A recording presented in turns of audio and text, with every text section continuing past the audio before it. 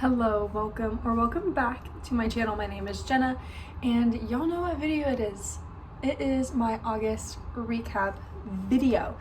Today, literally, I'm just going to be talking about all of the books I read in August, my reviews, my ratings, some quick little synopses about them. And yeah, that's it. I'm very excited for the month of September. Oh my god, totally just blanked out on the month. I'm already started reading some books for that month, and I'm very excited. But anyways, let's just get right into the video. Alrighty, to start off, I read The Infinity Between Us by N.S. Perkins, which is this book right here. This is a childhood friends to lovers book. You know, the basic little trope of girl, boy live next to each other in the summer at like beach houses, and they start to become best friends whenever they're younger, and it kind of turns into something more. And there's an event that happens in the past that caused those two people to break up or break apart for an X amount of time. In this story, it's like 5-6 years, I think, or something like that, and it is past and present timeline. And in the present, the main girl, Violet, she has to sell their beach house. She goes to the beach house to like look over it and get it ready to be sold. Whenever she goes there, Will is there, who is the boy, and Will is wanting to keep the house. And so Will and Violet obviously don't get really off on the right foot, not really the best reunion, and Will makes a proposition and is like, hey, if you give me the whole summer, if you stay with me the whole summer, the rest of the summer, and you're still not convinced that you want to keep the house, that you want to sell the house, then we can sell the house. But if, I don't know this, but like, he's gonna try and keep her to wanting to keep the house. You know what I mean? And I liked this better than, I need to watch my words. I like this better than Every Summer After. Love Under the Woods still beats The Infinity Between Us, but the reasoning as of to why Will and Violet broke things off, it's way better than what Macy and Elliot went through, in my opinion. I think because this wasn't necessarily their doing. This was something more bigger. And if you've read the book, you know what I'm talking about. But obviously, I want to leave it as spoiler-free as I can. But yeah, so I gave this a 4.75. Like, not quite 5 stars because Love Under the Words is 5 stars. But yeah, 4.75 for sure. Alrighty, now we have a little package deal. I read The Off Limits Rule and The Temporary Roommate by Sarah Adams. That's The Off Limits Rule and then Temporary Roommate. This is a part of the It Happened in Nashville series by Sarah Adams, who is the author of the cheat sheet. So she's known for just writing very closed door, cute, fluffy romances, and this is exactly what I really wanted. So basically, in The Off Limits Rule, it is brother's best friend trope, and it's so good. It is so good.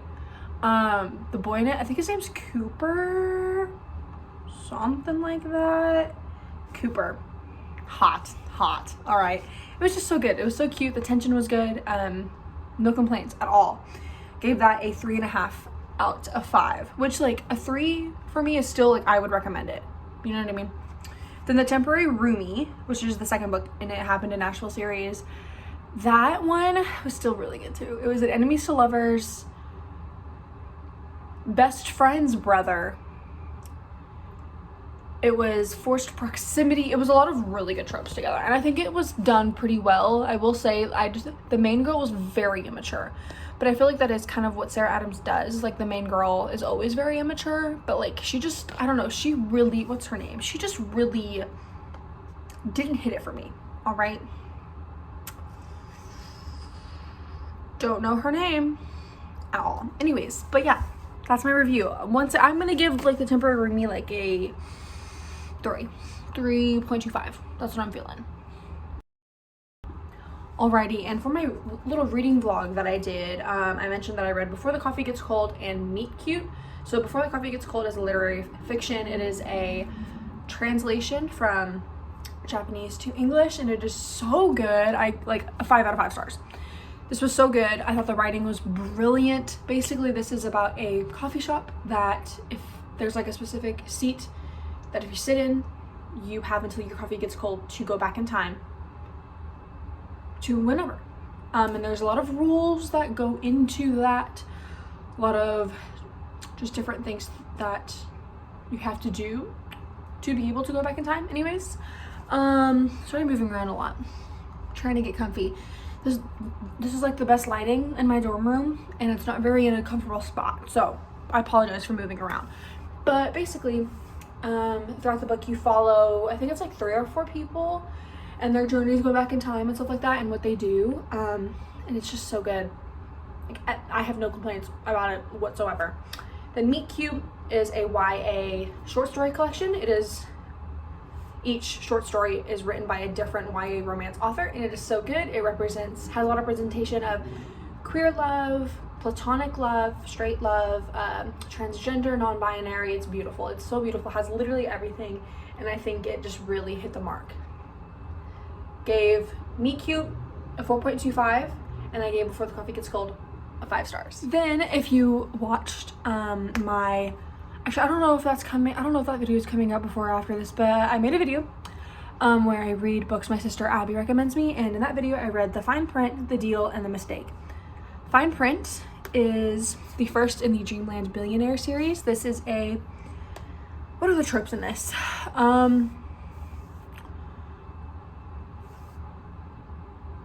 Grumpy Sunshine, for sure. Grumpy Sunshine, it'll come to me. But basically this book, it's a series, and each of the books in the series is about a different Kane brother. And the first one is Rowan Kane, and their grandfather is a gazillionaire, and he created Dreamland, which is like a Disneyland in this kind of universe. And grandfather passes away, and he gives each of the brothers a challenge, and if they want to inherit a sum of money, they have to do these challenges. And Rowan's challenge is that he has to become director of Dreamland for a set amount of time, and he has to just change it for the good and come up with new rides and stuff like that. And so he hires on a person to help him out, who is Zara. So I guess it's kind of like workplace romance. It was just so good. The tension, the romance, so good, you guys. Like, I could not recommend this book more. The smut was amazing. Like, it wasn't too much, wasn't too little, it was perfect. And I'm already reading Terms and Conditions, which is the second book. Loving it so far. Then have The Mistake and The Deal, which we're gonna ignore those covers. Those are embarrassing. But those are the first 2 books in the Off-Campus series by Elle Kennedy, a very beloved book talk series. And basically, that series is about a different hockey player at Briar U. They're all best friends. And the first one follows Graham. And Graham is struggling in one of his ethics class. And you know who isn't? Hannah. And Hannah has a crush on a boy who's not Graham, has a crush on a boy. And she's just having hard times trying to obtain this man. And Graham notices this, and Graham goes, "Hey, I'll make you a deal," hence the name. If you tutor me and help me pass this class, I'll get you with your man. I'll fake date you," because he's very cocky, and he's like, "Oh, if you're seen with me, every man will want you." So there is some fake dating, and it's very good. And attention, ooh, amazing. Smut, ooh, so good. But that being said, we're gonna lead on to The Mistake. That follows Logan, who is obviously another Briar U hockey player, best friends with Graham. And off the bat, like, I just like Logan better than Graham, I'll be honest. I like his story better, but I liked Graham and Hannah's relationship better, I'll be honest. I like the plot of the first book better, but Logan as a whole liked him better. This book basically is about Logan, partier. He is trying to find a party one night, and he knocks on a dorm room door thinking that it's the party, and it's random girls, I think Grace is her name, this random girl's dorm room, and it happens to be Grace. And Grace has been wanting to just like have fun. She's a freshman, Logan's a junior, and one thing leads to another, and something happens between them. And Grace plays some hard to get throughout the book, and it is queen energy. It is so good. So yeah, very much love Grace for sure. This book was just fun. I didn't like The Mistake as much as I liked The Deal, and I'm very excited to read the rest of the series, but I gave The Fine Print 4.75, gave The Deal 4.5, and then I gave The Mistake 4.25, just going down. But yeah, very excited to finish off the whole series. But yeah, you guys, that is all the books that I read. I read 1, 2, 3, 4, 5, 6, 7, 8, 9. I read, oh my god, I forgot to mention a book. Who am I? I forgot to mention a book, you guys. Forgot to mention, I read The Anatomical Shape of a Heart. This was a reread for me. This is a YA romance book by Jen Bennett. I'm not going to go too much into what this book is about, just because there's a lot of depth and a lot of plot of this book, but it's just a fun, fluffy romance that I read. Don't really remember much of it, but I reread it because I read it whenever I was younger in middle school, and I loved it. So I was like, oh, I'm gonna pick this up at the library and see if I still like it. And I did. You know, it hit the spot, perfect balm for what I was going through whenever I read that book. So yeah, I read 1, 2, 3, 4, 5, 6. I read 9 books, and I'm very happy about that. Very excited. Hopefully I will read a little bit more in September.